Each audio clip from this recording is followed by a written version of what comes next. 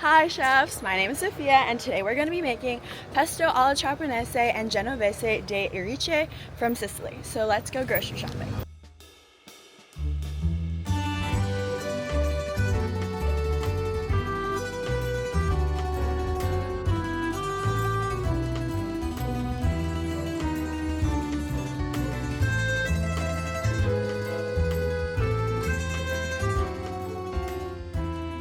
So before I start cooking, I want to give everyone a quick backstory to the dish. As I mentioned, I'm cooking dishes regional to Sicily, and for my first recipe, I'm focusing specifically on the province of Trapani by making fusili with pesto alla Trapanese.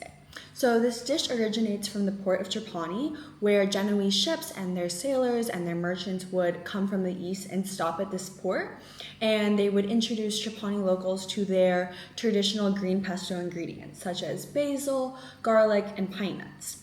This event resulted in a cultural exchange where the Trapanese actually adapted the recipe to their own local produce.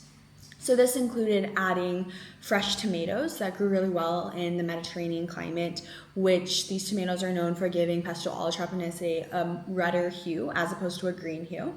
It also included swapping some ingredients. For example, instead of pine nuts, the Trapanese used almonds. This is because almonds were widely cultivated in the inland countryside of Trapani and have actually been grown for centuries there. Normal garlic was also swapped instead for red garlic, which is grown in the village of Nubia, which is just right outside of Trapani, which gives pesto a sharper and more pungent taste.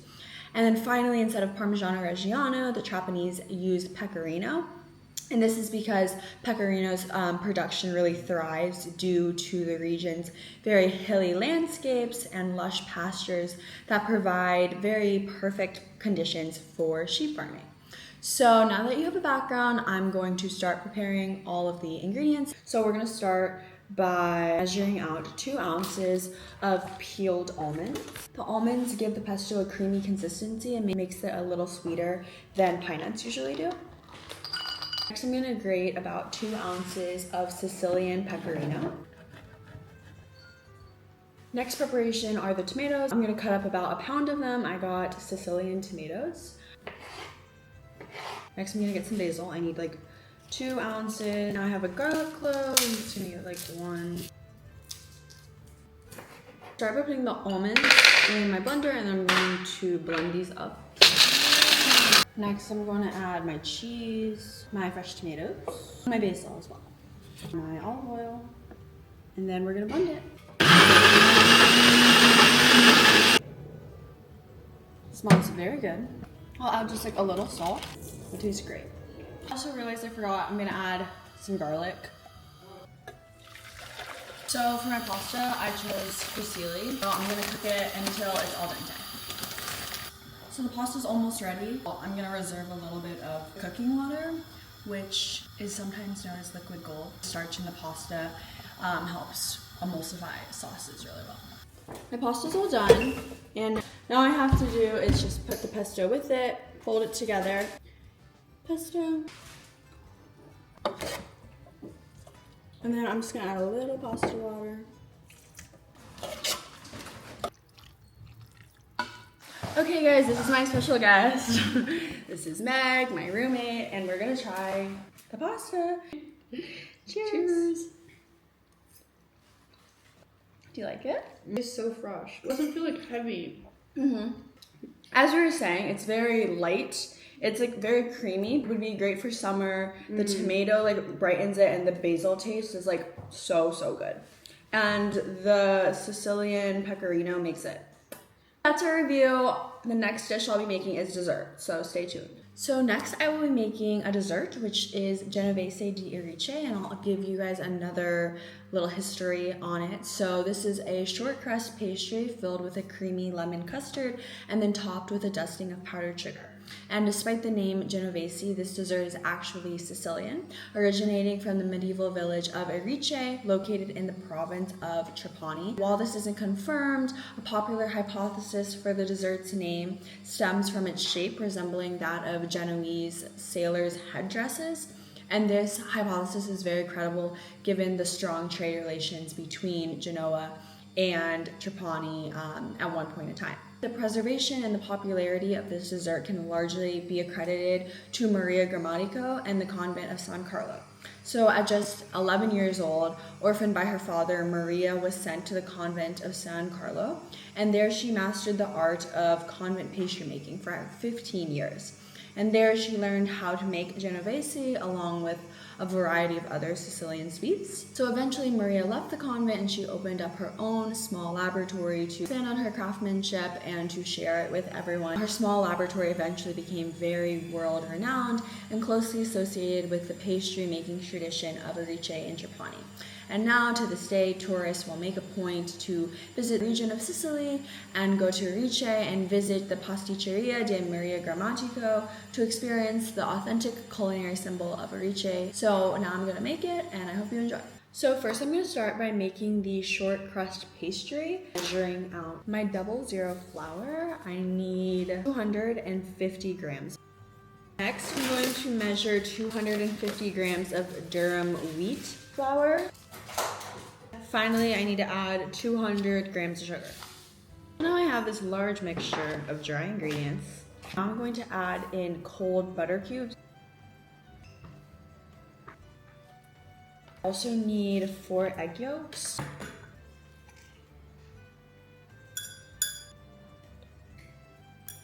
Finally, I need 25 grams of water. I'm gonna start by pinching together the butter, flour, and sugar.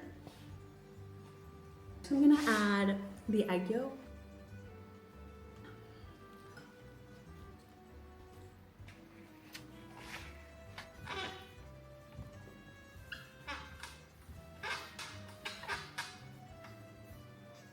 Now I'm going to put it in cling wrap and let it sit in the fridge for like at least 30 minutes.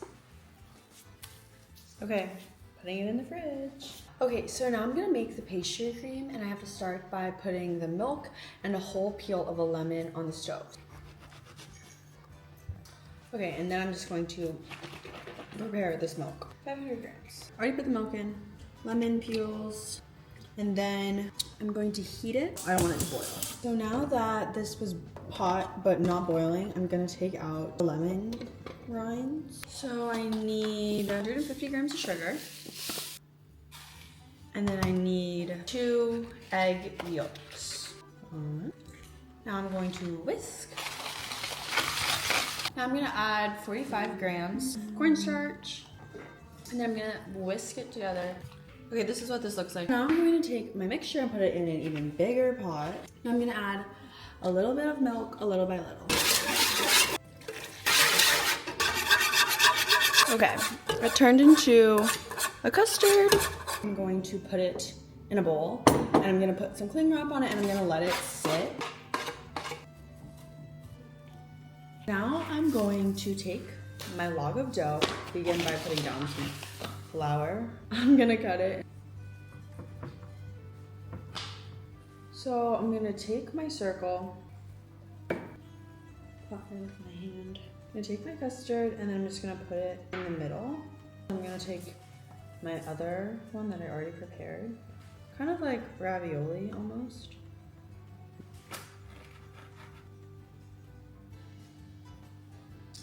Okay, there we have it.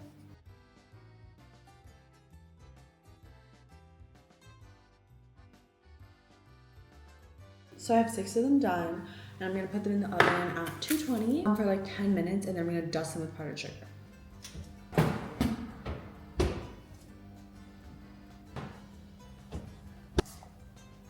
My final step is going to include dusting it with powdered sugar. Okay, let's give it a taste, and let's cut inside of it. Inside of what it looks like.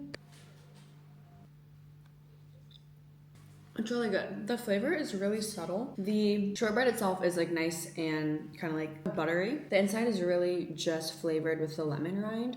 I saw some recipes using vanilla bean. Some of them like switch it up and add Nutella. But I think overall it's pretty tasty, and it's a very simple dessert. This is what it looks like on the inside. But yeah, I hope you enjoyed cooking with me. I hope you make these recipes. And yeah, bye.